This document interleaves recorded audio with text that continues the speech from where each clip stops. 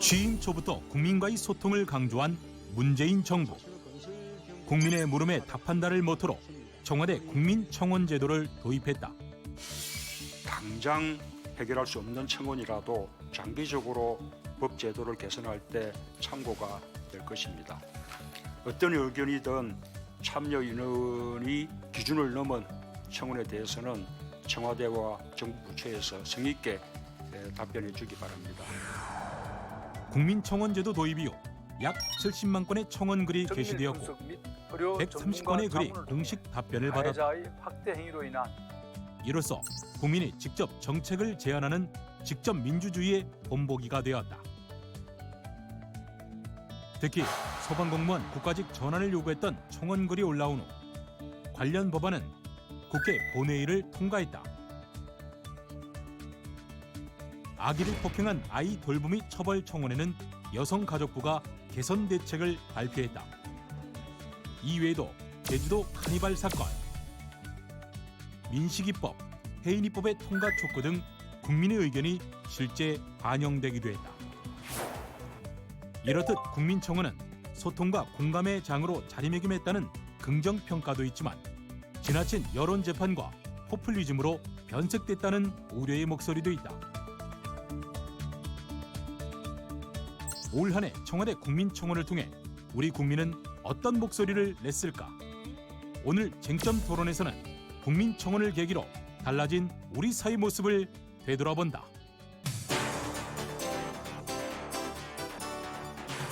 안녕하십니까. KTV 쟁점 토론 김만음입니다. 국민의 목소리를 직접 듣겠다는 취지로 만들어진 청와대 국민청원은 문재인 정부식 소통의 대표적인 성과로 꼽히고 있습니다.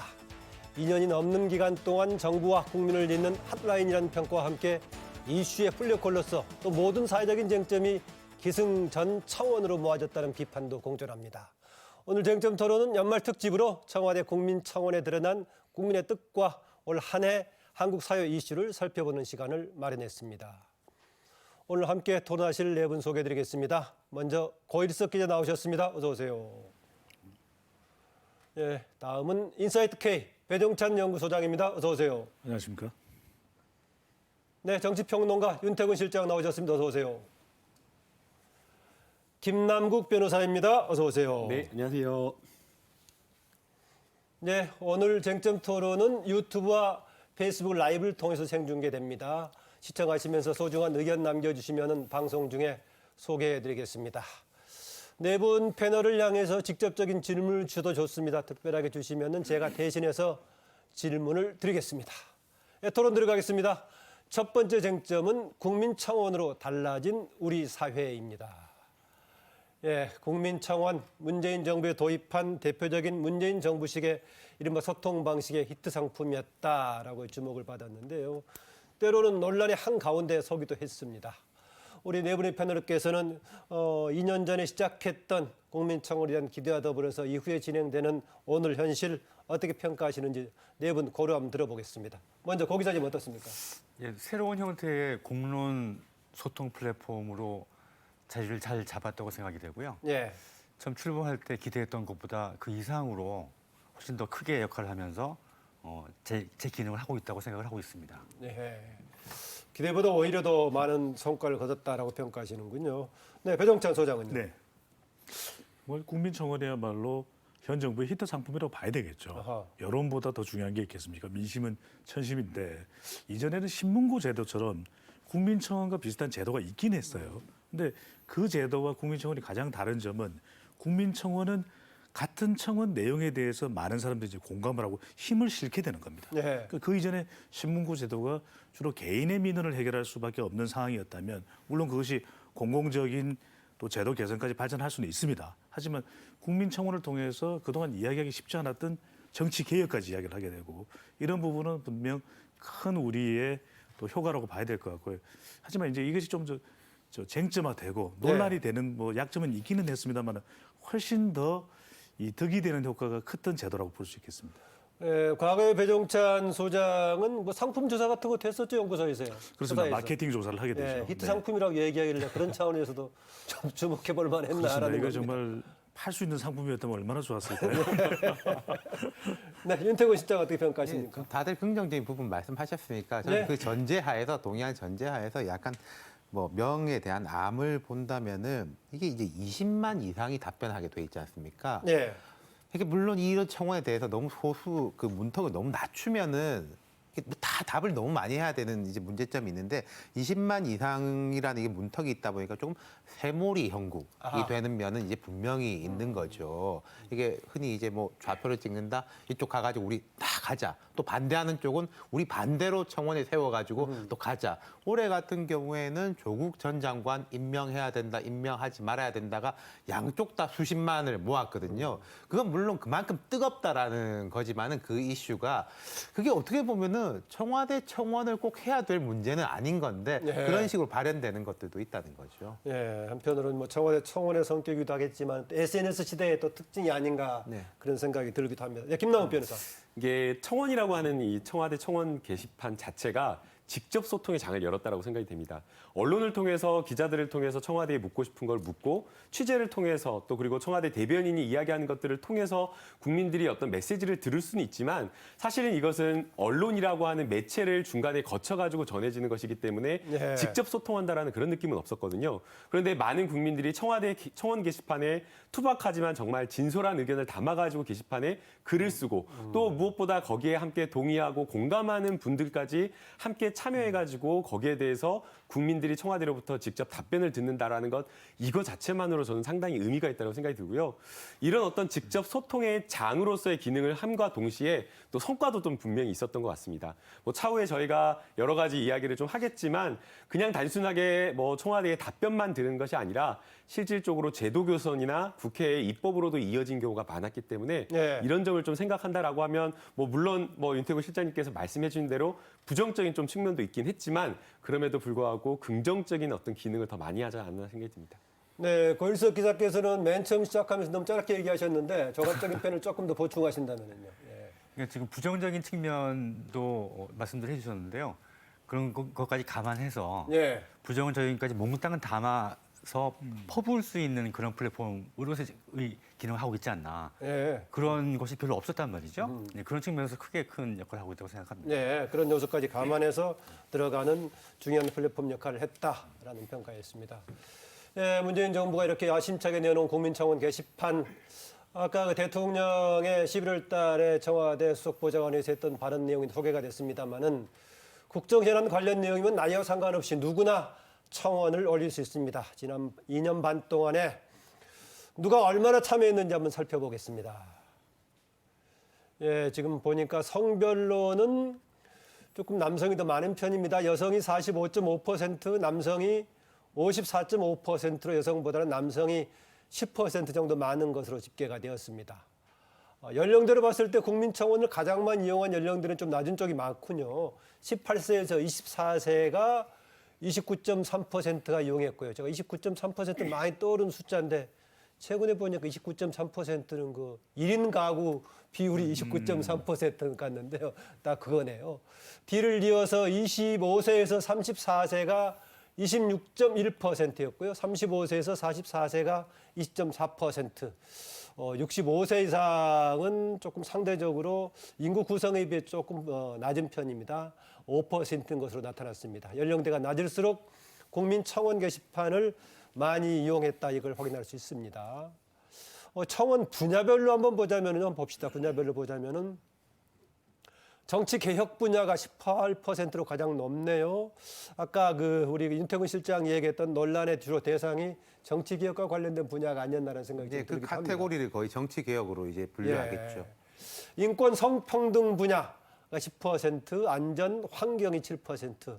그다음 이어서 외교 통일 국방 교통 건축 국토 분야가 각각 6%를 기록했습니다.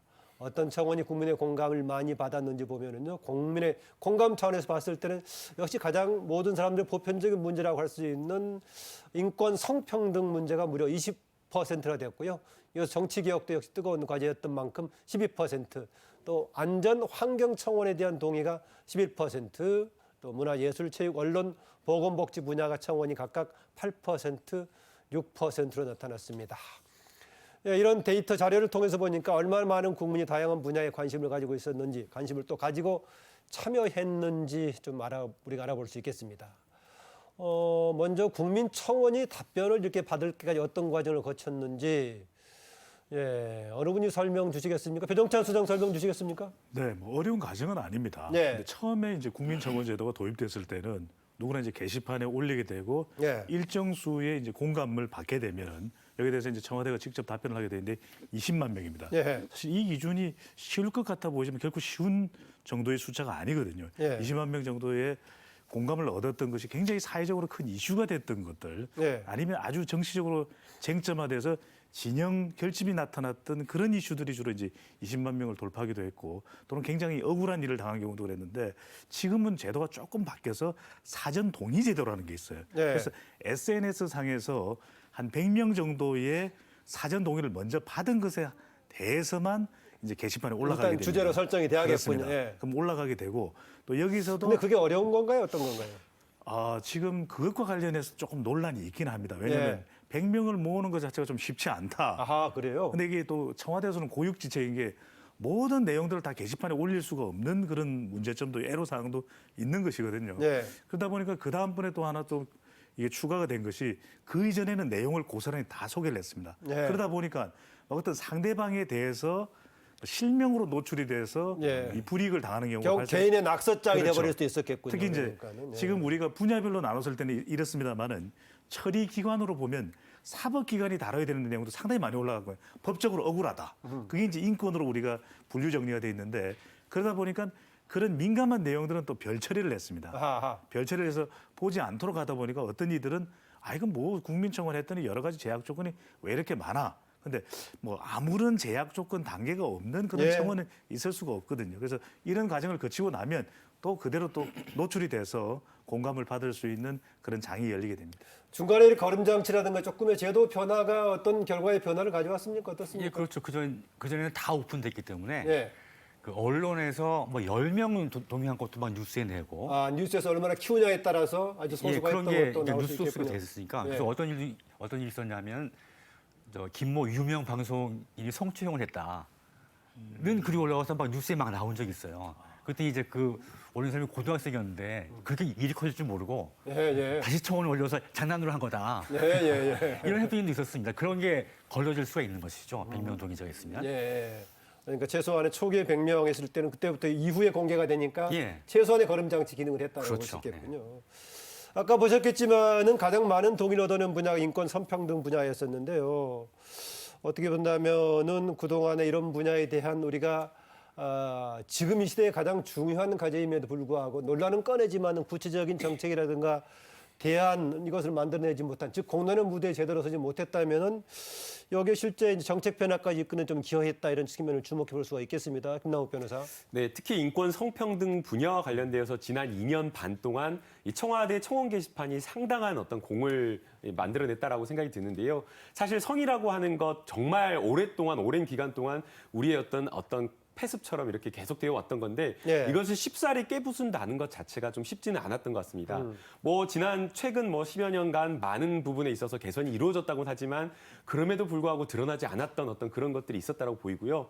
그러한 것을 좀 깨고 나오는데 힘을 만들어진 것이 또 하나의 이 청원 게시판의 기능으로서 작용하지 않았나라는 그런 생각이 듭니다.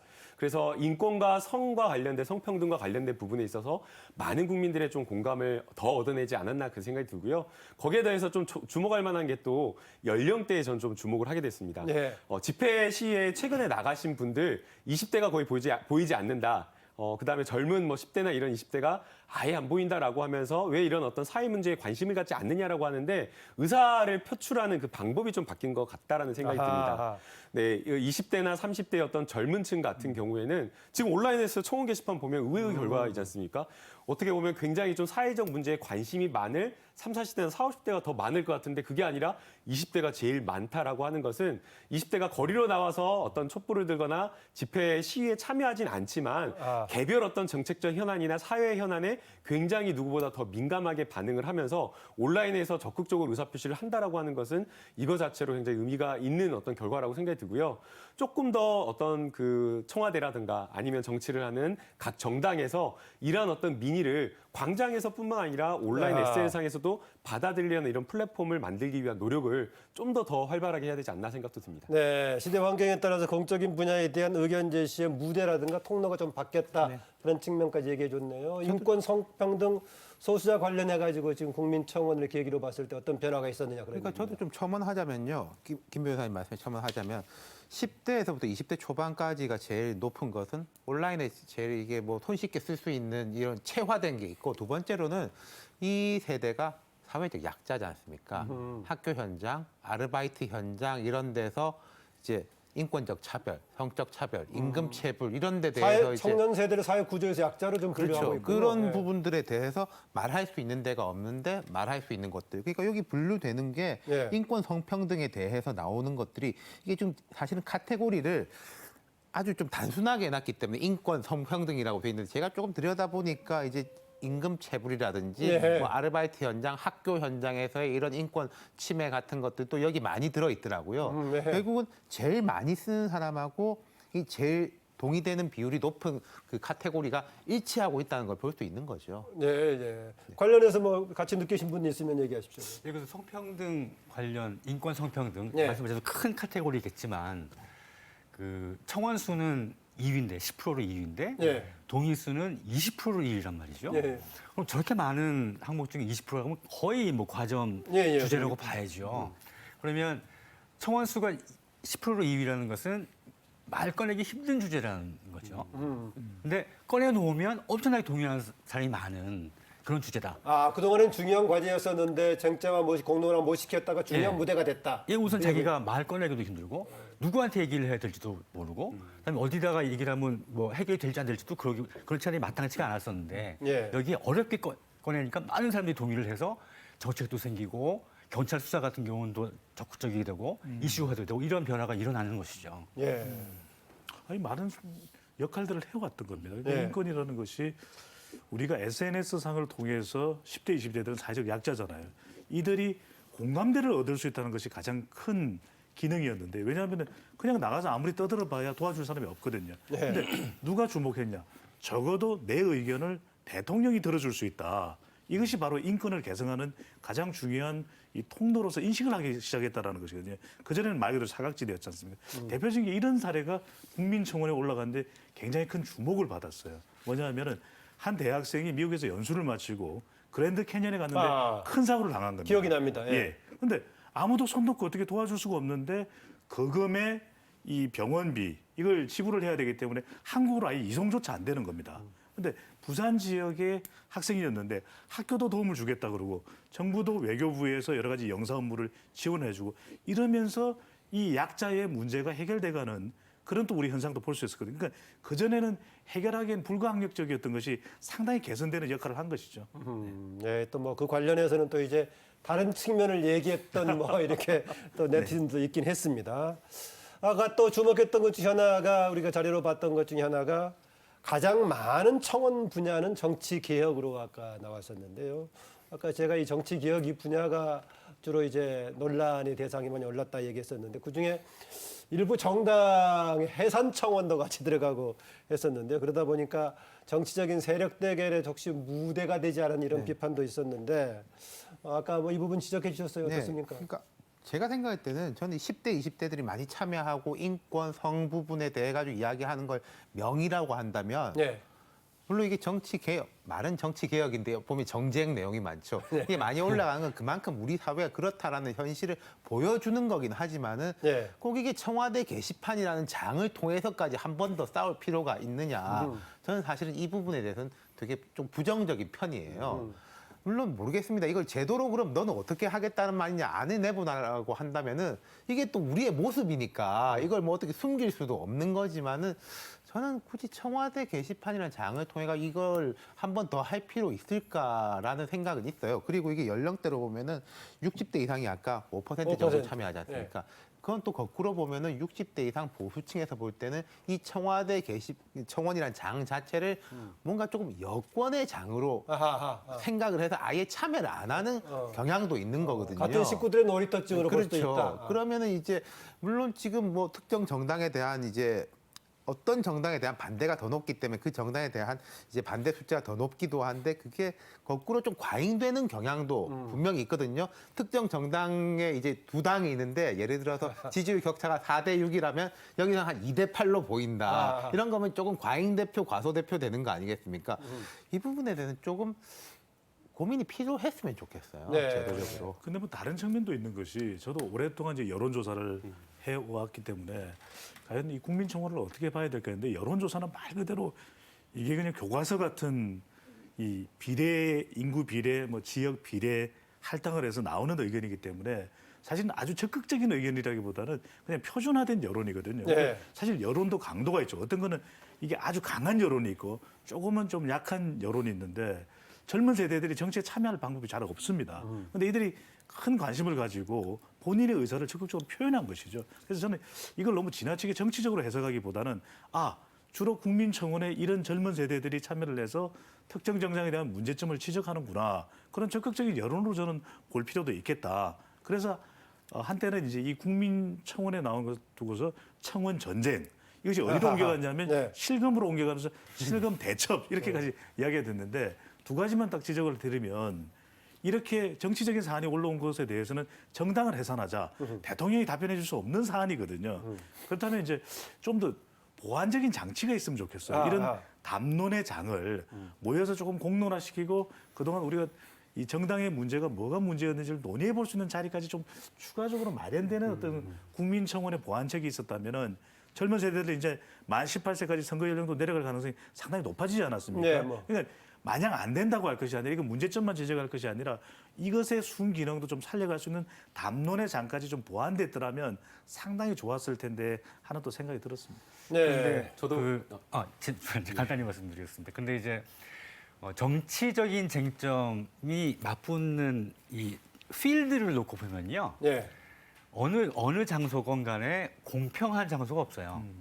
대부분 정치적 의사가 표출되는 게 네이버 댓글인데요. 거기는 완전히 반정부적인 표현도 막 격하고, 그다음에 어떤 커뮤니티나 그다음에 언론도 사실 편파적이지 않습니까? 뭐 김남국 변호사 뭐 SNS 댓글은 다른 쪽만 돼 있습니다. 예, 그러니까요.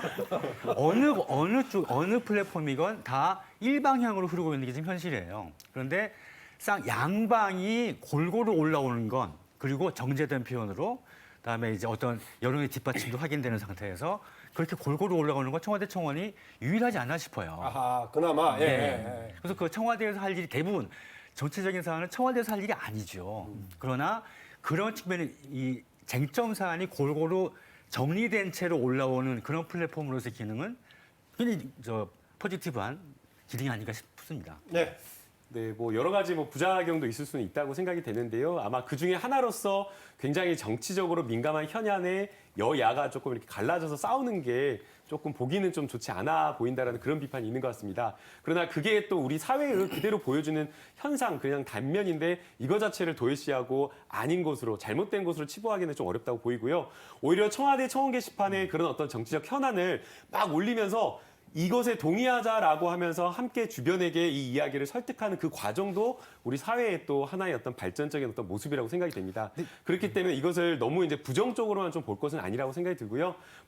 그 교황님께서 성탄절 메시지로 다른 생각이 다른 사람들과 함께 존중하고 뭐 포용하자라는 그런 말씀도 하셨는데 결국에는 이런 어떤 정치 현안에 대해서도 다른 어떤 의견에 귀 기울이는 어떤 그런 모습으로 존중하는 모습으로 좀 바뀔 필요는 있다라고 생각이 들고요.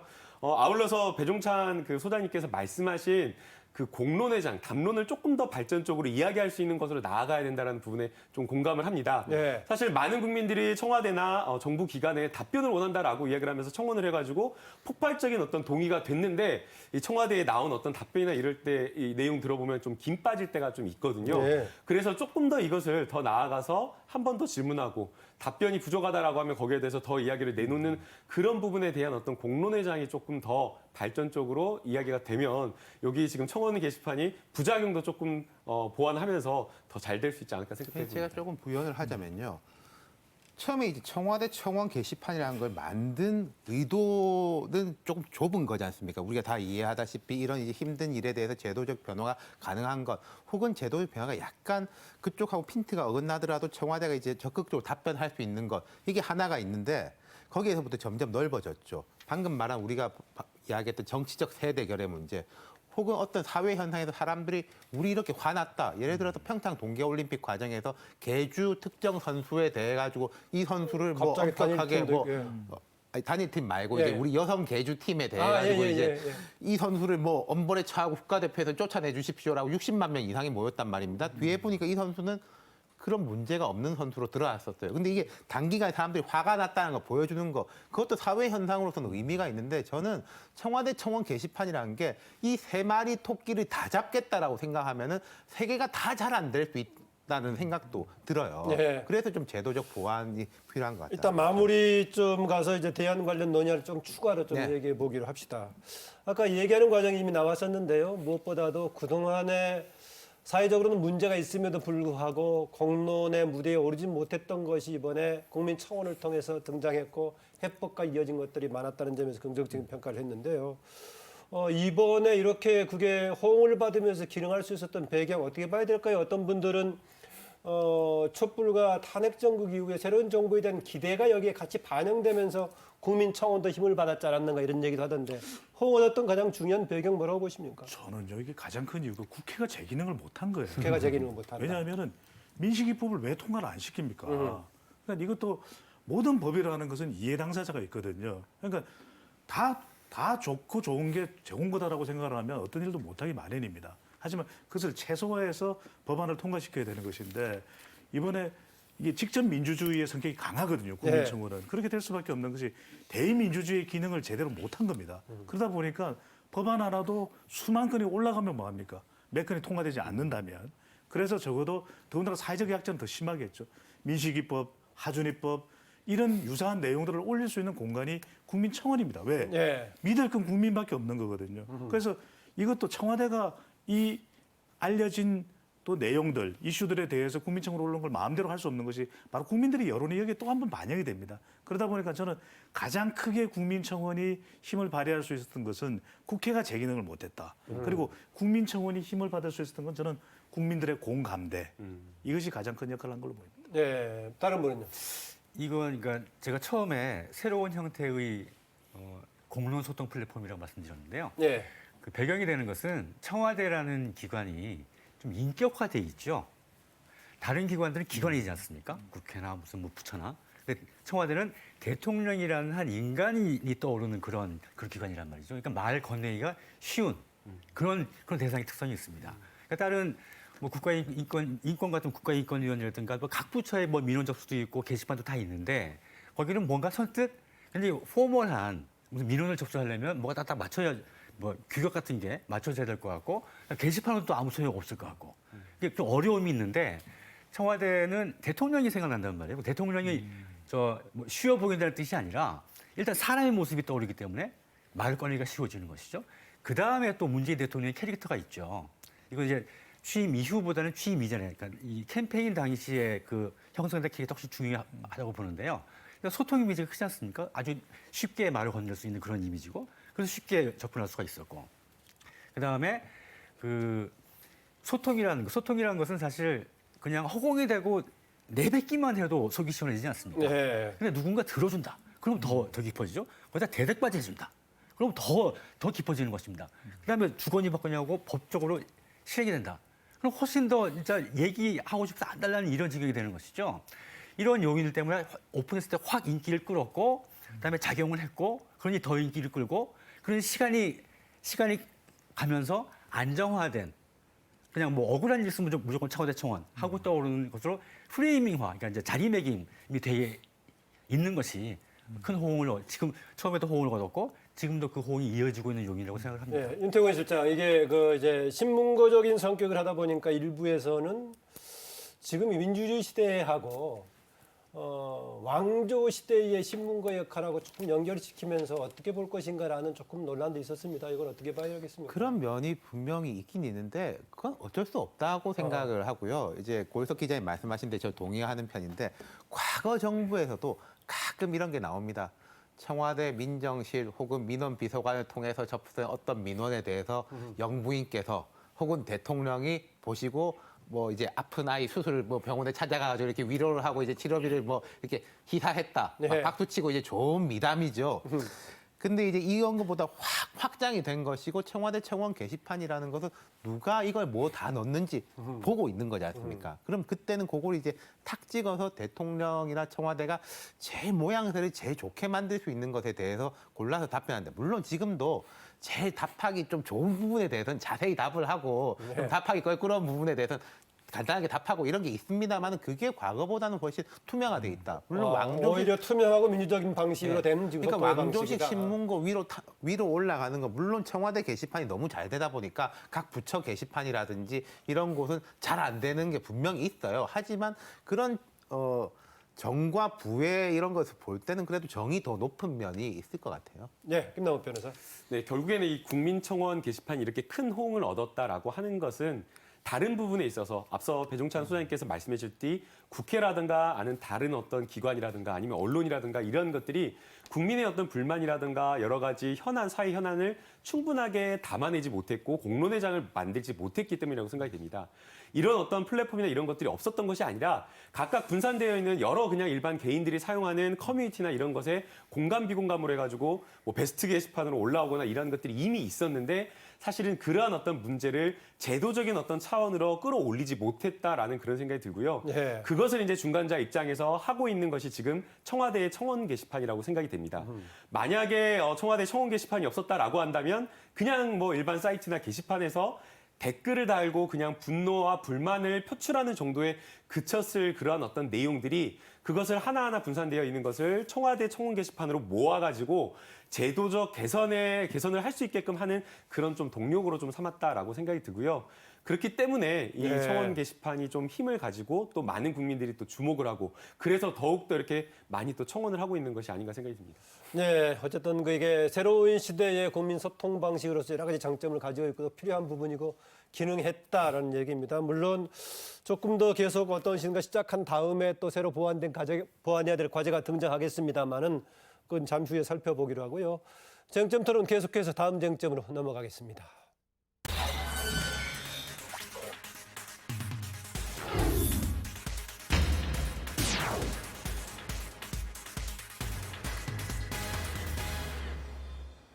예, 다음 쟁점은 2019 국민청원 게시판의 핫 이슈입니다. 우리가 핫 이슈라고 보통 했을 경우에는 20만 넘어가면 답변을 주는 게 가장 기본이 되겠습니다만은 여러 분야가 들어왔지 않습니까? 우리가 앞에 살펴봤듯이 뭐 정치, 경제, 사회, 문화 또 분야별로 보자면은 뭐 정치 개혁에서부터 인권, 성평등 뭐 여러 가지 다양한 게 들어왔는데 20만 넘어서 공식으로 발표된 것들도 있었지만은 특별하게 이것은 좀 더 20만을 넘겨가지고 사회적인 공론이 더 되고 좀 뭔가 법적 제도적인 과정도 반영이 됐으면 했던 분야 좀 기억나는 거 있으면 좀 얘기 좀 해주시죠. 어떻습니까? 제가 다른 거 조사하다가 보게 된 건데요.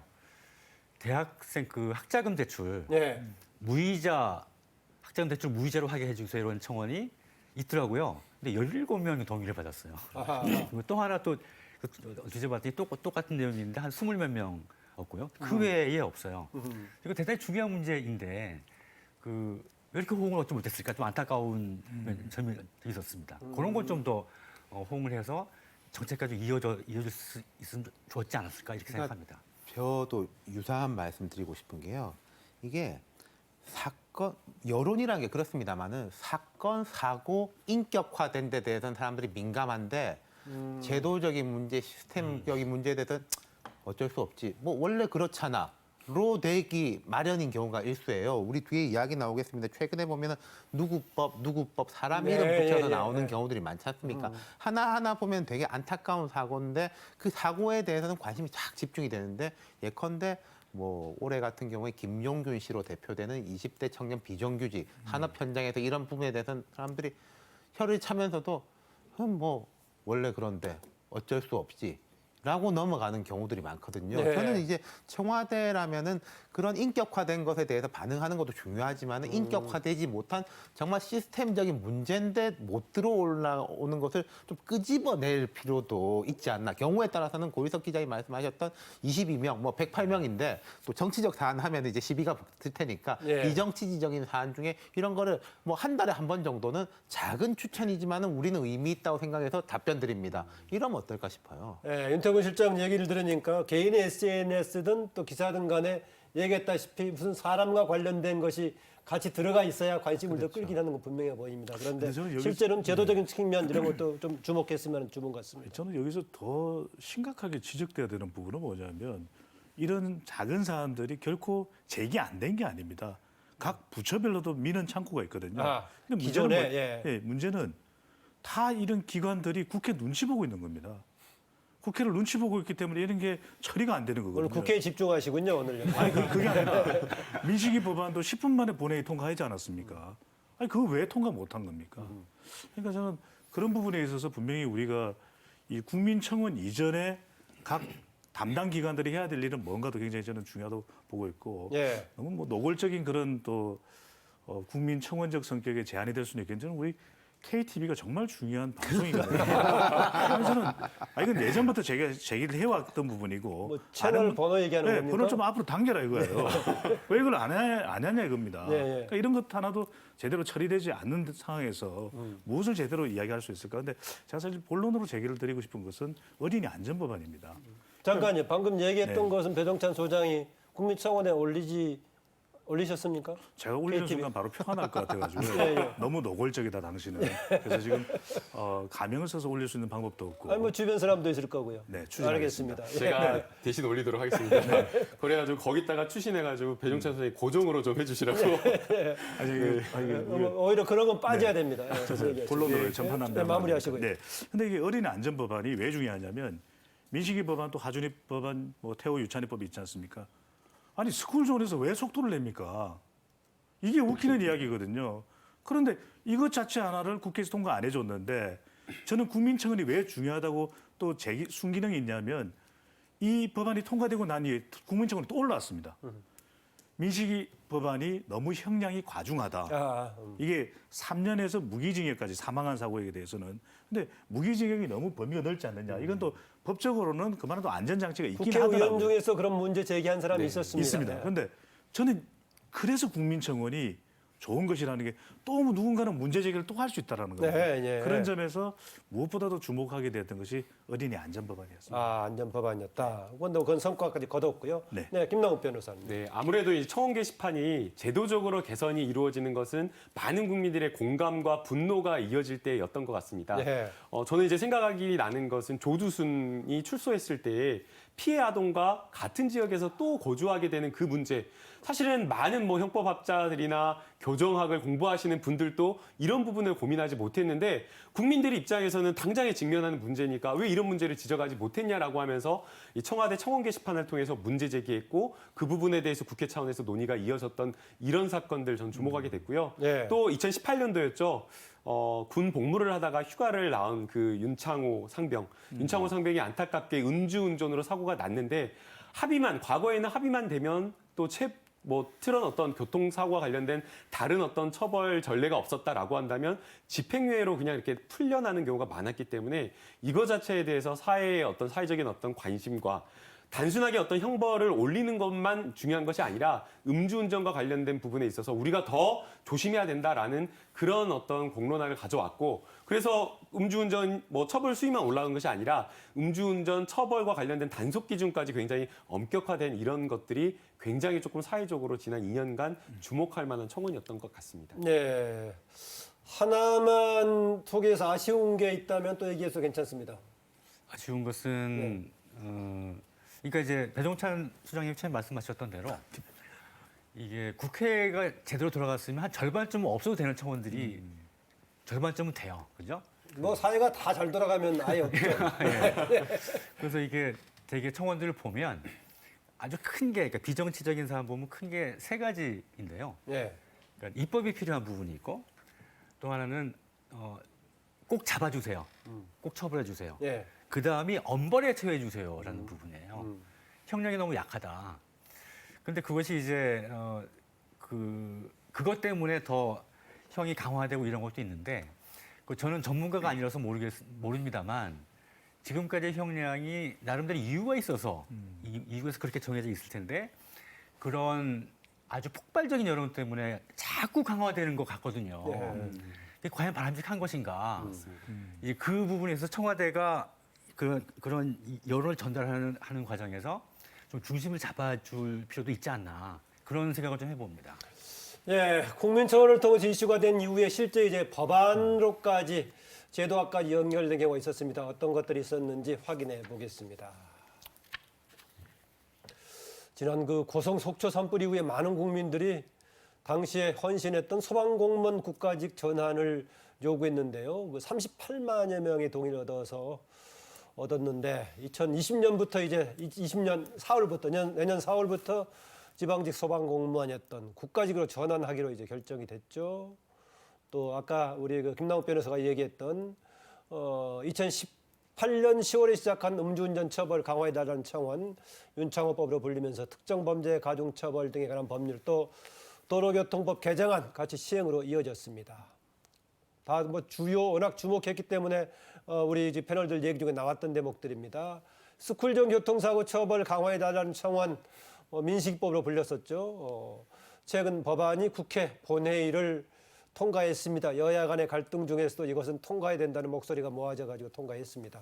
이렇게 국민의 목소리가 실제 법안에 반영된 사례를 보면은 국민청원은 민주주의 시스템을 잘 활용하는 그런 새로운 소통 방식으로 하겠습니다. 아까 얘기했지만은 되게 지금 뭐 시대에 부합하는 새로운 소통 방식이었다는 대부분 다 공통을 지적하신 것 같아요. 예. 김남욱 변호사 다시 한번 뭐 정리해 주신다면요. 뭐 저는 이제 긍정적으로 좀 평가하는 점이 많고요. 예. 또 부족하다, 조금 더 보완됐으면 하는 부분은 좀 형식적인 부분에 있어서 답변을 한 번 하는 것에 그치는 것이 아니라 조금 더 후속해서 이 사안과 관련되어서 지난번에 청원 게시판에 이렇게 답변을 했는데 이 부분에 대해서 우리 정부가 이렇게 하고 있다라고 하면서 국민에게 보고를 조금 더 해줬으면 어떨까라는 생각이 듭니다. 예, 그냥 한 번에 이렇게 답변하고 딱 그쳐버리는 건 좀 너무하다라는 그런 생각이 들고요. 그래서 조금 더 구체적인 어떤 실천 방안이나 계획을 어떻게 하고 있는지를 좀 팔로우했으면 좋겠다라는 생각이 들고 예. 형식적인 부분에 있어서 조금 더 편했으면 좋겠다는 생각이 듭니다. 물론 이제 청와대라고 하는 게 청와대의 어떤 권위라든가 이런 것들도 있어야 되겠는데 청와대의 어떤 청원 게시판에 나온 답변하는 어떤 비서관님이나 이런 분들 보면 스튜디오에서 굉장히 뉴스를 보도하듯이 이렇게 딱딱하게 말을 하는데 정말 좀 편하게 국민의 입장에서 또 청와대 그 행정관이나 비서관들도 다 그 국민들이잖아요. 그러면 좀 국민들과 마음을 함께 좀 공감하면서 편하게 어떤 전달하는 그런 형식도 좀 필요하다고 생각이 들고요.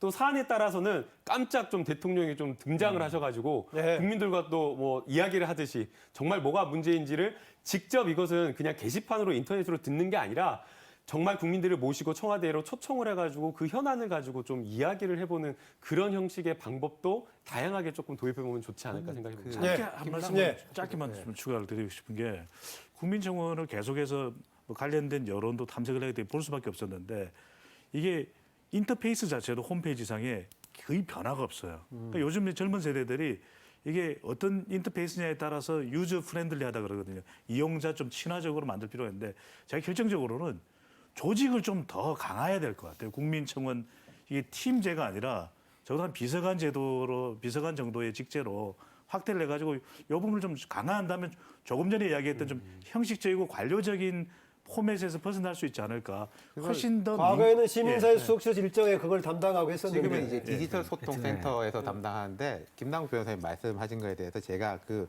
청와대 담당자의 빙의돼서 한번 답변을 이야기를 해본 적이 있거든요. 네, 예. 그 담당자가 자기도 나온 사람들한테 대해서 편하게 이야기하고 국민들한테 하는 것 좀 이야기해라라고 하는데 자기가 답변할 경우도 있어요. 내가 해보니까 안 되더라. 내가 매일 이거 하던 사람도 아니고 이거 갑자기 어떻게 바뀌냐라고 하는 게 있고 그 두 번째로는 이 소방공무원 국가직 전환 같은 예를 들었을 때 예. 이 문제가 빨리 안 됐던 것은 뭐 야당의 반대 때문이라기보다는 국가 재정의 문제, 지방자치의 문제, 소방 공무원들의 인사권에 대해 가지고는 지방자치단체장이 네. 하는 게 맞다라는 이게 복잡한 그렇습니다. 문제들이 예, 견해 차이도 있었습니다. 예, 중첩돼 있는 거지 이게 선이고 악이고가 아니기 때문에 근데 이 답변 과정에서 이걸 또 너무 설명하자니 복잡하고 또 설명 막 하면은 이거 안 하려고 당신들 그러는 거 아니냐 국민도 예, 그 뜻이 그러한데 우리도 머리가 아프다 어떻게 해야 될지 잘 모르겠다라는 경우도 있더라고요. 예, 또 하나 그 이제 20만이 넘었을 경우에 답변한다는 얘기인데요. 그만큼 공통적인 문제의식을 가지고 있다라는 것을 얘기하는 것이기도 합니다. 그러나 우리가 보통 보면은요, 사회적인 쟁점은 되게 힘센 사람들이 쟁점을 시킬 가능성이 큽니다. 최고 힘센 사람과 그다음 힘센 사람 정도가 주로 사회적인 쟁점이 되고 갈등이 되고 정말 어려운 경우는 쟁점으로 등장하지도 못하는 경우들이 많지 않습니까? 그런 점에서는 20만 채우지 못하면서 중요한 부분을 조금 뭔가 이것도 청와대 쪽에서 반영하는 그런 보완책은 좀 필요하지 않을까 생각도 하게 되는데 어떻습니까? 반드시 필요합니다. 그러니까 과거에 이제 신문고 제도 같은 경우에 또 장점이 있었다면 그런 작은 사안 하나마다도 답을 받을 수는 있었거든요. 근데 지금은 이제 이게 공론의 장에 노출이 되다 보니까 주로 이제 많은 공감 숫자가 있는 이 숫자의 힘 자체가 상당히 강하게 작동하는 플랫폼이 돼버렸거든요. 우선적으로는. 그렇다면 이제 소수의 의견들에 대해서도 반드시 어떤 형식으로든 답변을 받을 수 있게끔 그런 제도가 좀 됐으면. 근데 사실 실제로는 여기 다 전달은 됩니다. 각 부처로. 해당 부처로 전달이 돼서 개인들에게는 어떤 식으로든 아마 답이 갈 수 있을 겁니다. 근데 이제 원하는 기대치가 워낙 높다 보니까 예. 원하는 수준에 못 받는다는 건 있기 때문에 말씀하신 대로 이게 공감 숫자는 작지만 아주 중요한 현안이다. 이것에 대해서는 별도로 좀 창을 마련해서 그래서 제가 조직 강화 이야기를 계속하는 게 예. 화면이 바뀌질 않아요. 우리 KTV만 해도 화면이 날이 갈수록 좋아지고 있거든요. 그래서 저는 이 인터넷 화면자 홈페이지도 봐요. 여전히 안 변해요 이게. 그래서 오늘 배정찬 수장이 나오니까 화면도 더 좋아졌습니다. 배정찬 선생님 KTV만 칭찬하고 청와대 게시판은 칭찬 안 하니까. 개인적으로 칭찬하는데 그래서 좀 이런 부분들이 보완이 되면 좋겠습니다. 그게 결국 그런 것 같아요. 우리가 사회 현안들을 몰라서 못 고치는 경우는 거의 없지 않습니까? 이런 게 문제라는 건 다 아는데 결국 우선순위의 문제인 거잖아요. 근데 지금까지 이제 관료들이 물론 관료들도 기존의 매뉴얼과 관행과 법에 따라서 이제 행정을 합니다만은 관료들이 정하고 또 정치인들의 좀 굳은 머리로 정하기 때문에 이 사람들이 20만 명 정도 동의하는 것에 대해서는 뭐라고 말할까 패스트트랙을 주자. 좀 빨리 윗선으로 올라가서 한번 검토해봐라. 예, 이걸 예. 무조건 하라는 게 아니라 메뉴로 올라가봐서 그 비행기 타면요. 출국할 때 출입국장이 쭉 줄 많이 서지 않습니까? 과거에는 그 옆줄은 1등석이 옆줄이었는데 요즘은 보면은 노약자, 그렇습니다. 임산부가 옆줄이 돼 있거든요. 패스트트랙이. 저는 이 국민청원이라는 게 바로 그거라고 생각을 해요. 그 패스트트랙에 연문을 만들어 놨는데 과거처럼 힘 있는 사람이 아니라 이것도 당장의 기준을 세울 수가 없으니까 한 20만 명 정도 되는 거면은 패스트트랙을 세워주자라는 거고 패스트트랙을 세워준 것 자체는 좋고 그럼 그 다음에 우리가 이 패스트트랙으로 이걸 통과시켜 줬다가로 끝나는 게 아니라 실제 이렇게 해서 갔다. 또 이거는 패스트트랙으로 왔지만은 아니다까지 애프터 서비스가 가는 게 좋다고 생각합니다. 답변에 그치는 게 아니라. 예, 패스트트랙 이제 뭐 신속 처리 길인데 국민들은 하도 최근에 패스트트랙 많이 들어서 이미지가 국회에서 뭐 네. 그래서 그 20만 동의를 얻지 못하는 의견들, 20만 저도 이제 가끔 뭐 이렇게 페북 네임드라고 해서 부탁도 받고 이렇게 네. 좀 20만 채우게 막 노력을 해보고 하는데요. 가령 아까 그 윤 실장님께서 예를 들어주셨던 평창올림픽 때 그 스케이트 선수 대표팀에서 추출시켜 주세요라는 건 하루도 안 돼서 60만이 올라왔어요. 근데 그렇지 않은 것들은 20만 채우기 진짜 어렵습니다. 꽤 유명한 사람이 나서도 쉽지 않아요. 그럼 묻히는 의견들이 많이 있다는 것이죠.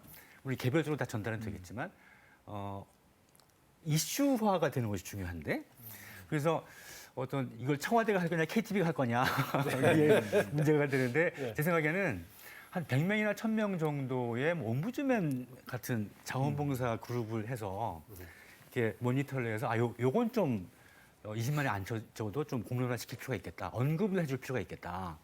이런 제도를 운영하는 게 좀 어떨까 싶은 그런 생각을 해봅니다. 네. 한 가지만 더 덧붙이면요. 20만이라는 목표치가 있기 때문에 저는 기간은 좀 풀었으면 좋겠어요. 아하. 기간이 지금 한 달로 설정이 돼 있는데 우리가 요즘에 노래도 역주행이 많거든요. 그렇죠. 그러니까 롱테일 이게 버티. 지금은 당장 이슈가 안 됐는데 또 언론에서 이 이야기가 나오면서 고 기자님 말씀대로 역주행을 할 수 있습니다. 근데 기간은 좀 열어놨으면 레토를 좋겠어요. 할 수 있게 놔두자. 예, 이게 한 달이 되다 보니까 마치 한 단기간에 집중되는 정치적인 쟁점이 오히려 더 주목받는 수가 많기 때문에 기간은 열어놔도 되지 않겠습니까? 한 1년 쌓였는데 20만 명. 이게 더 중요할 수도 있거든요. 그래서 기간은 좀 해제를 할 필요가 있겠다라는 생각이 듭니다. 예, 평상시에도 우리 그 배정찬 소장이 좋은 얘기를 많이 해주시는데 오늘은 흥미있는 얘기를 많이 하면서 주목을 받고 있는 것 제가 같습니다. 오늘 다 메모를 해가지고 국민 청원 게시판에 다 올리도록 하겠습니다. 청원을 위한 청원. 네. 여기 그 KTV 내용은 꼭 좀. 알겠습니다. KTV 내용 그때가 예. 배종찬 소장님 올림해가지고 예, 앞서 이제 몇 번에 그 이제 100명이 서명이 됐을 때 기본 관문을 통과하는 얘기가 나왔습니다만은 한때 그런 비판이 있었습니다. 너무 사적인 비밀을 가지고 비밀과 관련된 감정을 배설하는 장소가 되지 않느냐. 청와대 대나무 숲 비슷한 거 돼야 되지 않느냐. 뭐 이런 식의 비판도 나왔었는데 어떻게 이런 관련해서 제도적인 개선 조치가 있었습니까? 계속 그런 것은 과제로 남아 있습니까? 예, 아까 말씀드렸지만 우선 이제 그 100명, 예. 100명 맞죠? 그걸로 상당히 필터링이 됐고요. 그래서 그때 아마 이게 올 3월 달에 아마 그 변화가 됐을 거예요. 그때 네. 제가 알기로 설문조사도 같이 했는데 되게 그런 뭐 이렇게 쓰레기장 같은 이런 것을 할 때 처음 떠오르는 게 실명제를 하는 것이 일단 예, 생각하기 실명제. 쉬운 건데요. 그때 여론조사 실명제는 처음부터 했던 거 아니겠습니까? 지금 실명제 아니죠? 실명제. 지금은. 지금 로그인 네, 연동을 로그인, 해가지고 그러니까. 실명제로 돼 있대. 예, 아, 그러니까 근데 이제 노출이 네, 안 노출이 안 된다는 되죠. 말씀인 거죠. 네, 노출이 안 실명이어야 되니까. 쓸 수 있지만은 노출. 그때 여론조사에서도 한 70%가 근데 이제 70%가 실명제 필요하다고 답을 했다고 해요. 네. 근데 이제 그 시험 운영해 보니까 굳이 실명제 할 필요 없겠다 해서 이제 이렇게 가고 있는데 그런 보완이 상당히 이루어졌다고 예, 봅니다. 근데 이제 보완이라고 필요한 것은 지금 얘기되는 묻히는 이슈에 대해 이슈를 어떻게 살릴 것이냐. 그래서 이제 그 부분 여러 아이디어를 말씀해 주셨는데 제 생각에는 청와대든 KTV든 저는 KTV도 상당히 기대를 하는데요. 네. 유 실장님이 먼저 말씀하셨어요. 한 달에 한 번쯤이라도 어허. 따로 취재를 하든 집계를 하든 해서 지금 아까 보여주셨던 자료도 9월달인가 10월달인가 청와대에서 집계해서 한 거 아닙니까?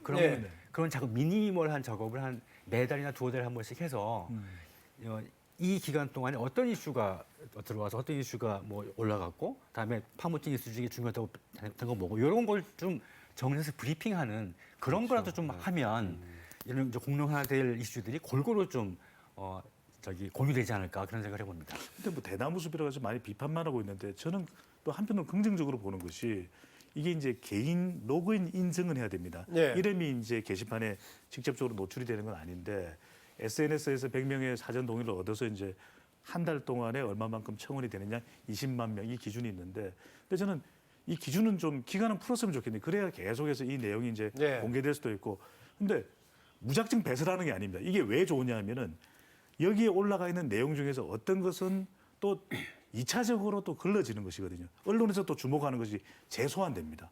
그런 만큼 저는 단순한 배설은 아니다.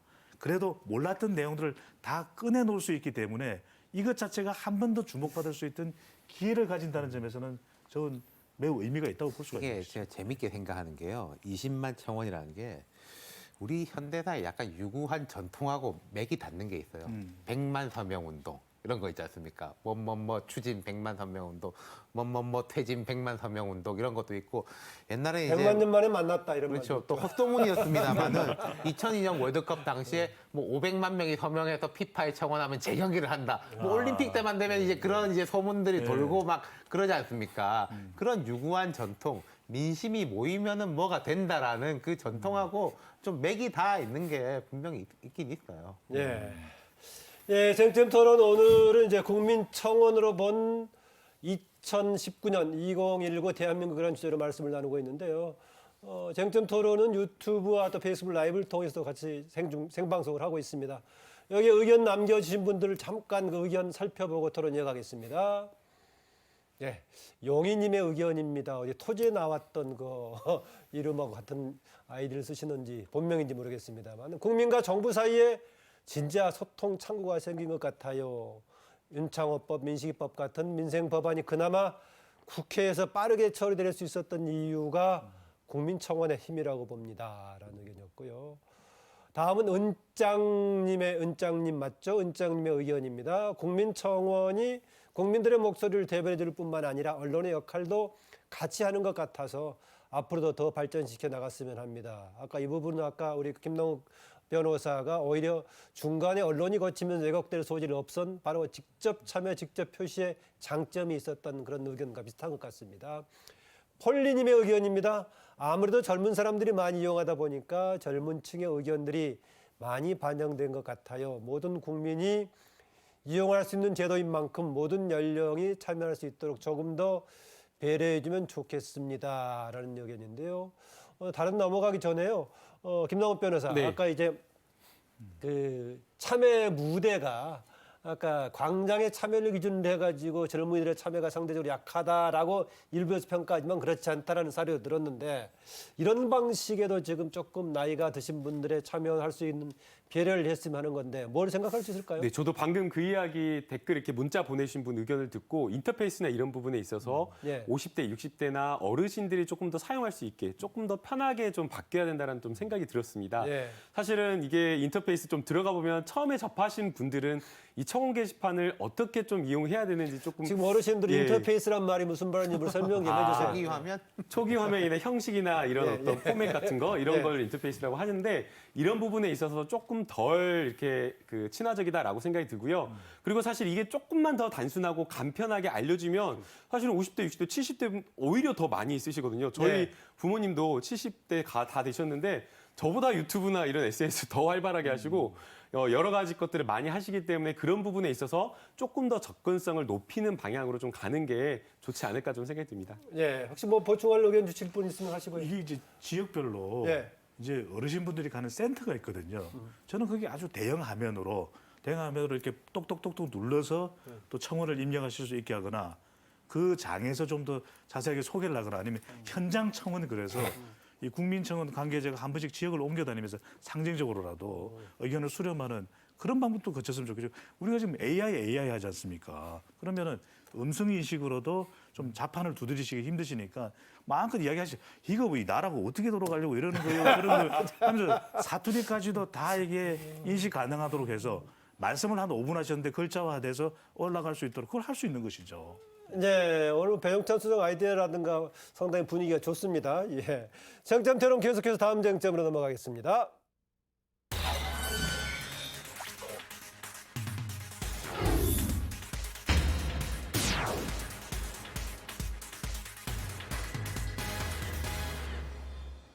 예, 오늘 마지막 쟁점 주제인데요. 청와대 국민청원에 바란다. 앞으로 이제 추가적인 보완 과제를 얘기하는 시간이겠죠.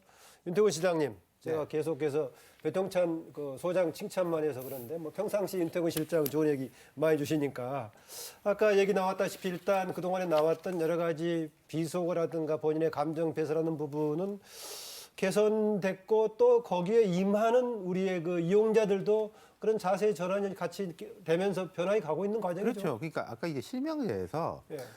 동의하는 거는 비실명이지만은 예. 글 쓰는 것은 좀 실명화돼 있지 않습니까? 예. 그런 부분에서 책임감 높일 수 있는 것이고 저는 이제 청와대한테 말하고 싶은 게 있는 게요.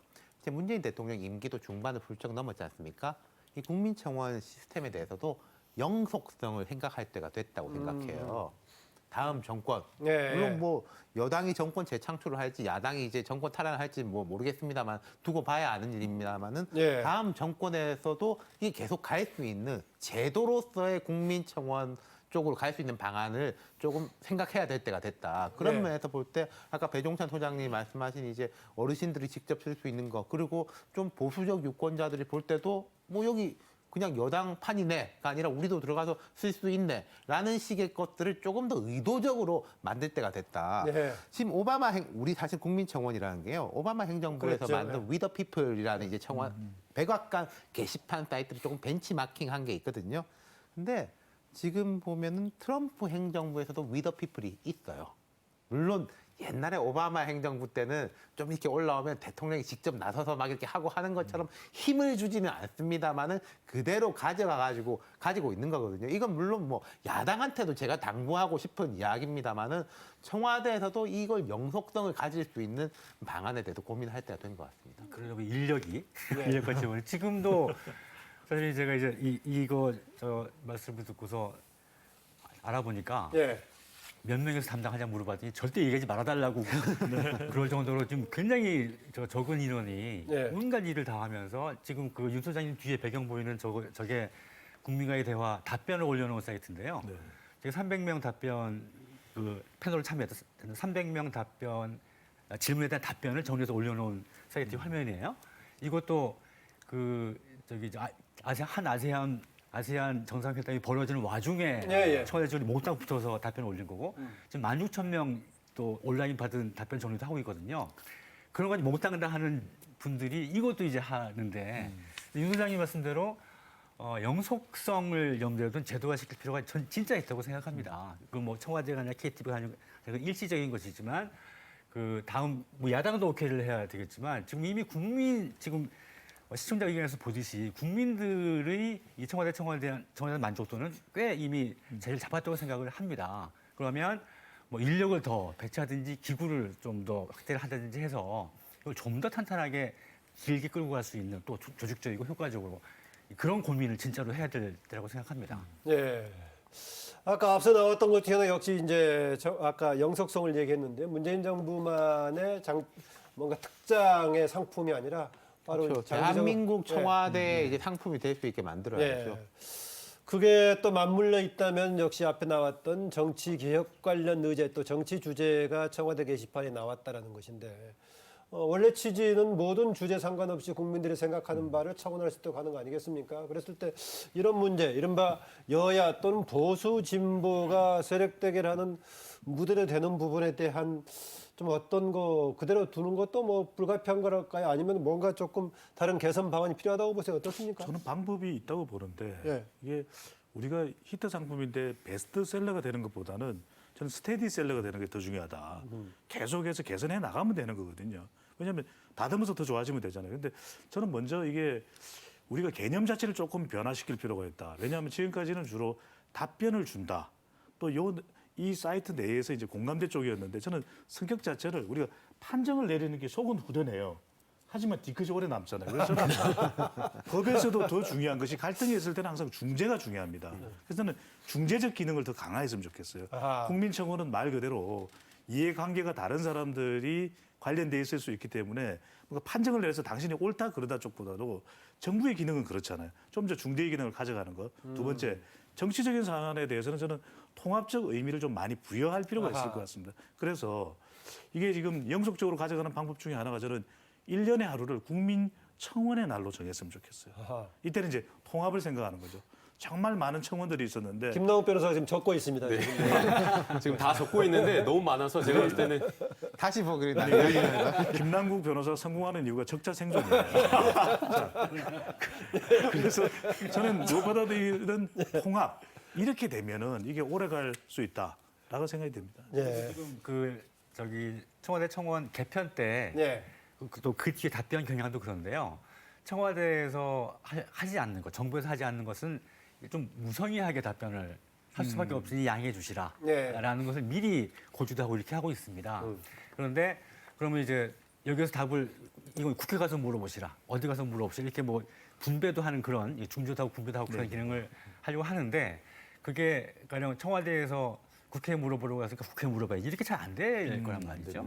궁극적으로 그렇게 되는 게 좋겠지만 그래서 당분간이라도 지금 지방자치단체마다 대표 민원 번호가 있지 않습니까? 120번인가 네, 그럴 거예요. 근데 그걸 생각해 보면 우리가 뭐 궁금한 게 있을 때 항상 이거 어디서 담당하지? 어디에다 물어봐야 될지 몰라서 못 물어보고 해결 못하는 경우가 많은데 지금 일단 120번에다가 물어보면 어떻게든 해준단 말이에요. 그래서 그걸 거대화시킨 하나의 모델로서 답답하면 청와대 청원에다 물어보면 당장 답이 안 되는 건 연결을 해주더라도 복잡하지 않게 뭐 간접 신고는 113, 뭐 범죄신고 112처럼 답답한 일 있으면 청와대 청원 이 기능은 당분간 청와대 청원이 해줘야 할 것 같아요. 그러니까 뭐 수고가 많겠죠. 통합적인 이제 국민 답답함, 뭐 억울한 거 속풀이 기능은 해줘야 되지 않을까 이렇게 생각합니다. 뭐 여러 가지 이제 부작용을 지적을 하면서 이제 가장 많이 지적을 하는 게 아까 이제 윤태곤 실장님께서도 말씀하신 그 정치 이념 갈등의 그런 굉장히 뭔가 갈등이 집약된 곳이 돼버리는 것이다. 그래서 마치 뭐 세계 회계라듯이 여기는 몇십만 명이고 여기는 몇십만 명이고 다음 날은 누가 몇십만 명 올랐고 이런 그렇죠, 식으로 예. 막 무슨 집계해가지고 보도하듯이 이런 것들이 나오는 그런 상황인데 물론 이제 이게 굉장히 조금은 좋지 않아 보일 수도 있다라고 생각은 듭니다. 그러나 이제 이런 어떤 모습이 계속될 것이냐라는 걸 또 생각해 보면 또 그렇지 않다라고 생각이 되는데요. 과거 이제 박근혜 전 대통령이 이 탄핵이 된 어떤 그런 부분에 있어서 그리고 또 탄핵 이후에 이 당시의 여당이었던 지금의 이제 야당이 적폐 수사로 수사를 받고 있는 그 과정에서 자유한국당을 지지했던 어떤 지지자들이나 그런 국민들과 또 그것을 또 청산해야 된다라는 어떤 세력 간의 좀 충돌이 있었기 때문에 이런 어떤 사태는 좀 일시적이다라는 그런 생각이 좀 들고요. 네. 또 이런 어떤 갈등이 좀 세게 부딪히니까 또 거꾸로 야 이제는 다음에 어떤 리더나 정치적인 어떤 리더십을 보여야 될 거는 좀 통합, 싸우지 좀 마라. 싸우지 말고 민생을 챙기러라라는 어떤 국민의 목소리가 또 높아지고 있기 때문에 자연스럽게 또 이 문제가 해결될 것으로 생각이 우리 정치 됩니다. 분위기도 조금 그런 쪽으로 지금 바뀔 거라고 보세요? 네, 저도 당장에 토론이나 이런 데 나가면 싸우지 말자라는 그런 마음을 가짐을 하게 되는 그런 게 있기 때문에 그런 시대적 어떤 흐름이 좀 생길 거라고 생각이 들고요. 저는 앞으로 2, 3년만 가게 되면 정말 싸우는 정치인 아니면 뭐 어떤 이념에 집착해가지고 보수나 진보냐 이런 거에 집착하는 정치인들은 살아남지 못하는 그 시대가 당장 한 2, 3년 내에 올 거라고 봅니다. 그리고 하나 더해서 이제 또 하나 이제 부작용으로 이제 이야기하는 게 비속어나 배설의 창구가 된다라고 하면서 개인성 민원 막 올라온다고 하는데 저는 오히려 이거 왜 못 받아주냐라는 생각이 듭니다. 국민들의 어떤 그 마음, 사실은 그 사회적 어떤 담론을 형성하는 사람들은 굉장히 좀 힘 있는 사람, 아니면 언론에 뭐 이런 사람들, 아니면 언론에 영향력 미치는 사람들, 아니면은 뭐 인플루언서 이런 사람들인데 그렇지 못한 사회적 약자나 정말 일반 개인들은 어디다가 하소연할 곳조차 없습니다. 그래서 다소간에 거기에 비속어라든가 푸념, 정말 쓸데없는 네. 누가 봤을 때는 쓸데없는 말일 수 있지만 그거 자체로 국민들이 토로할 수 있는 곳이 있다는 것만으로 이게 굉장히 사회적 기능을 한다고 보기 때문에 이런 것도 좀 폭넓게 받아주시면 좋겠습니다. 김남욱 변호사가 얘기한 독단적인 이념 정치인들은 2, 3년 내에 퇴출될 거다라고 얘기했기 때문에 지켜보겠습니다. 저도 그렇게 됐으면 좋겠는데 저는 조금 비관적인 것 같아요. 정치 관련된 업을 한 20년째 하고 있는데요. 매 국회 시작할 때마다 매 정권 시작할 때마다 이제는 통합입니다라고 하는데 최근에 이제 그런 글을 봤어요. 16대 국회부터 지금 20대 국회 말이지 않습니까? 네. 매 국회 말이 최악의 국회였다. 16대, 그런 17대, 영화들이 18, 나오죠. 19대, 네. 20대. 그러니까 20대 국회의원 몇 명이 그런 농담하더라고요. 이번만 욕먹으면 된다. 4년 뒤 지나면은 21대 국회가 최악의 국회라고 욕먹을 테니까. 야. 근데 저는 이건 좀 우리가 어떤 노력을 해야 된다고 생각해요. 사실 좀 제도적인 노력을 해야 되고 그래서 또 이제 또 뭐 비속어나 푸념 같은 거는 높은 분들이 볼 때 기분 나쁜 게 아니라 같이 이걸 들여다보는 수십만 명의 국민들이 볼 때 약간 눈살 찌푸려지는 거가 있기 때문에 그것도 좀 그런 관점에서 접근하는 게 어떤가 싶고요. 네, 그 얘기하신 대로 뭐 매 국회 말마다 최악의 국회 얘기하는 비슷한 생각이 떠오르는데 매번 또 명절 민심 얘기할 때마다 똑같은 최악의, 단어가 계속 이제 뭐 나왔던 기억이 나긴 합니다. 일단 우리나라에서 국가 운영을 총책임지는 대통령이 있는 청와대로 아무래도 청원이 쏠리면은 그 실현에 대한 기대감이 높은 그런 측면이 있긴 합니다. 그러나 우리 사회의 또 하나 한계가 모든 게 최고의 권력을 향해 소용돌이 치는 이런 한계가 있는데 이런 참여 방식이 다양한 영역에서 옆으로 분산되기도 하고 분권화되는 방식으로 앞으로는 정착되는 그런 방향으로 가야 되는 거 그렇게 아니겠습니까? 가야지 되겠죠. 예. 지금은 제가 말씀드렸지만 청와대 정원이 센터 역할을 해줄 수밖에 없고 이것이 이 역할을 제대로 하면 할수록 정작 더 정확한 답을 구할 수 있는, 더 정확한 해결책을 예, 구할 수 예. 있는 기관으로 분산될 거를 봅니다. 이게 시간이 얼마나 걸릴지 모르겠지만. 네. 원래 사실 이게 국회의원들이 좀 해야 되는 역할이잖아요. 국회의원들이 이런 역할을 좀 해야 되는데 그렇지 못한 측면이 있기 때문에 국회가 좀 제 역할, 일하는 국회가 될 수 있도록 좀 되는 게 좋다고 보이고요. 앞서 윤태곤 실장님 말씀대로 그냥 국민들의 어떤 기대라든가 이런 어떤 자연스럽게 된다라고 하는 건 좀 어려운 일인 것 같고 실제 국회가 일을 하지 않는 국회의원들에게 페널티를 주는 어떤 그런 방향으로 제도적 개선이 좀 이루어져야 된다는 생각이 듭니다. 아울러 제가 오늘 토론에서 네. 메모한 것들 이거 적어가지고 국민청원 제도가 개선될 수 있도록 꼭 적고요. 적어가지고 메모 꼭 다 못했으면은요 방송 나중에 다시 보기로. 재방할 때 다시 보기면은 네, 또 그 다음에 나한테 제가 이거 토론하면서 야 이게 결국에는 청원 제도가 좀 개선이 되려면 좋은 사람이 좀 들어가는 게 굉장히 중요하겠다라는 생각이 들어서 배종천 소장님 추천하는 것도 같이 넣어가지고 하겠습니다. 네, 지금 얘기를 했었는데 국회에서도 지금 이제 이래 바로 그런 국민청원 방식, 국회 이제 그런 방식을 도입한다라고 했죠. 네. 그 30일 내에 10만 명 넘으면은 자동으로 그 안건 이제 자동으로 상임위에 네. 넘긴다라는 국회 거죠. 상임위에는 네. 매 상임위마다 청원 심사 소위가 있습니다. 예, 예. 예, 근데 이 청원 심사 소위가 되게 한직이거든요. 국회 내에서도 그 상임위 내에서 좀 이제 선수가 높으신 분들이 예, 이렇게 예. 들어가서 별로 일을 안 하는 소위인데 이 제도가 생기면 그 청원 심사 소위가 좀 이게 빡센 소위가 되지 않을까 싶고 그 아까 말씀하셨지만은 이 청원 심사 소위라 이 국민동의 청원이 국회에 이렇게 들어가 가지고 이게 잘 되는 게 국회 힘이 세지는 거거든요. 사실은. 예, 예. 국회 이야기 해가지고 하니까 딱딱 통하더라라는 소문이 퍼지면은 자동으로 그건 국회 힘이 세지는 거 아니겠습니까? 그러니까 저는 이게 국회의원들도 이거 별로 이렇게 마다할 필요가 없다고 생각하고 또 네. 지금 이제 의원들도 일부 어떤 사안 같은 경우에 정치적 사안에 대해 가지고 긍정적인 경우도 있습니다만 부정적인 경우로 뭐 문자 폭탄 이런 받는 경우도 있는데 그런 부분도 자연스럽게 이렇게 긍정적으로 제도적으로 돌릴 수 있는 제도가 될 수 있을 것 같아요. 근데 이제 지금 청와대 청원은 20대, 30대가 호응이 많지 않습니까? 네. 근데 국회는 청원은 이제 하겠지만 젊은 분들이 별로 안 좋아해서 그 저기 지금 국회 청원은 아닌데요. 국회가 그 어느 단계인지 제가 잘 모르겠습니다. 입법예고 비슷하게 뭐를 올리는 게 있어요. 그러면 간단하게 한 줄 댓글식으로 의견 받는 게 있습니다. 예, 예. 전부 어르신들이 와서 다 비토를 놓고 합니다. 민주당에서 법안 올리면 다 절대 반대라고 하다 올리고 가요. 그러니까 이제 국회에서 하게 되면 아마 어르신들이 많이 아마 이용할 수가 있을 것 같고. 바람직한 근데 거죠. 이게 소문이 나면은 전 젊은 네, 사람들도 가고. 가서 할 거라고 본다는 네. 거죠. 예. 그러면 좋겠어요. 그동안에 뭐 다른 형태의 정부 이제 부처마다 있고요. 대표적으로 뭐 국민권익위도 있고 뭐 저도 일해봤던 뭐 국가인권위 등이 있습니다만 거기에 비해서 이렇게 상대적으로 주목을 받았던 거 아무래도 국가 운영을 총책임지는 대통령이 직접 관장했던 그런 청와대에서 받았다는 데 있을까요? 그렇죠. 그게 뭐 당연한 거죠. 아까 제가 오바마 행정부 말씀도 드렸고 우리가 역사적으로 볼 때도 신문고가 더 유명하지 원님한테 가가지고 네. 이야기하는 거는 뭐 이게 별로 덜하지 않습니까? 예, 예. 언제 사람들의 마음이 인지상정이기 마련이고 제가 아까 말씀드렸던 패스트트랙 네. 의 의미를 가지고 있다는 거죠. 사람들도 인식을 해요.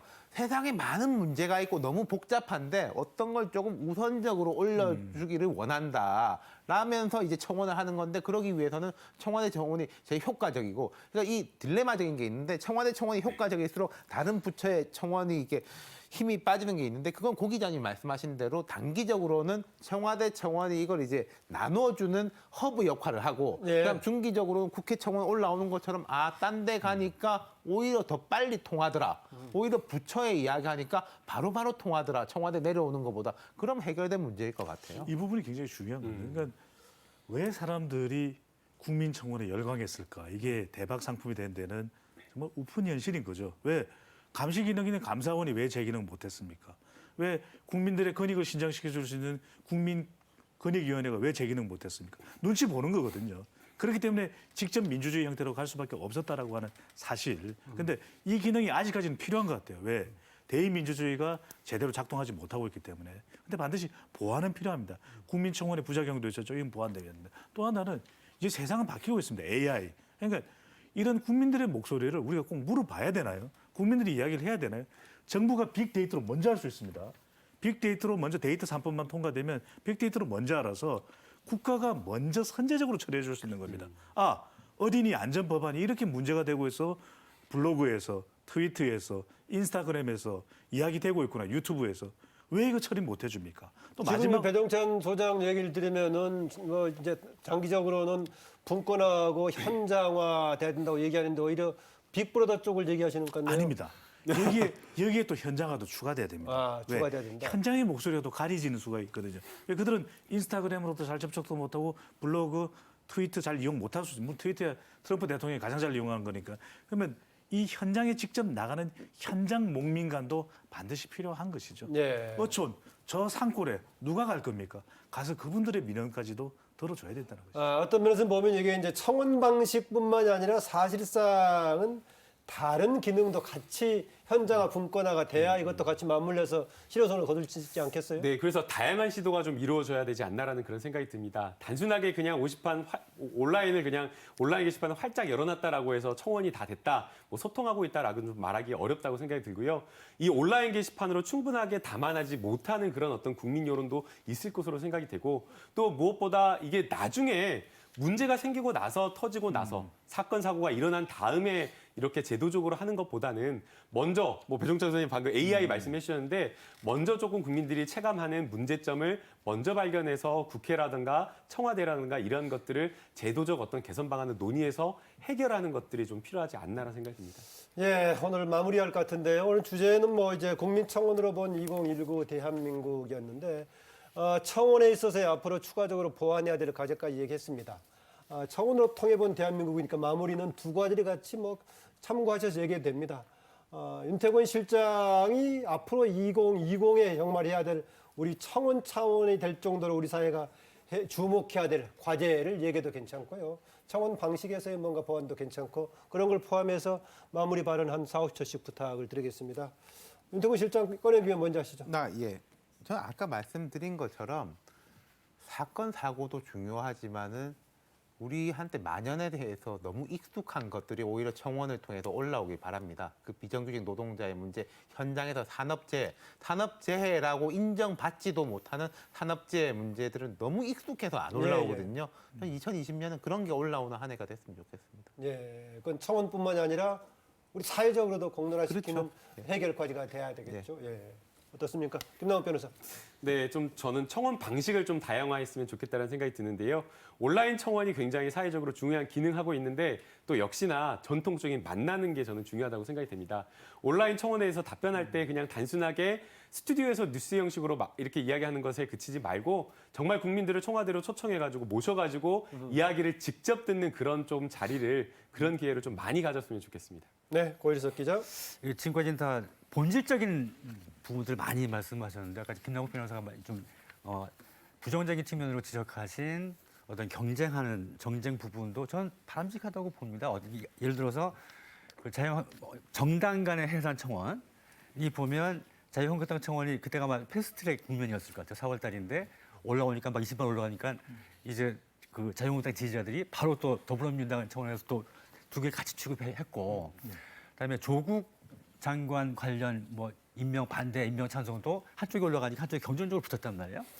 그것은 본질적으로는 쓸데없는 짓이죠. 그러나 그런 큰 이슈에 있어서는 국민들이 그런 게임이나 레이스 비슷하게 진짜 속풀이해서 카타르시스하는 기능을 충분히 했다고 봅니다. 그래서 국민청원이 본질적인 부분에서의 기능, 이것도 대단히 중요하지만 어쩌면 비본질적으로 보이는 그런 부분도 해소해지는 그것도 굉장히 중요한 기능이라고 생각을 합니다. 그래서 뭐 배설이라는 표현도 나왔고 정쟁이라는 표현도 나왔는데 그게 언젠가는 해소될 것이라는 전제하에 지금은 배설로 보이든지 정쟁으로 보이든지 그것도 순기능 중에 하나다라고 생각합니다.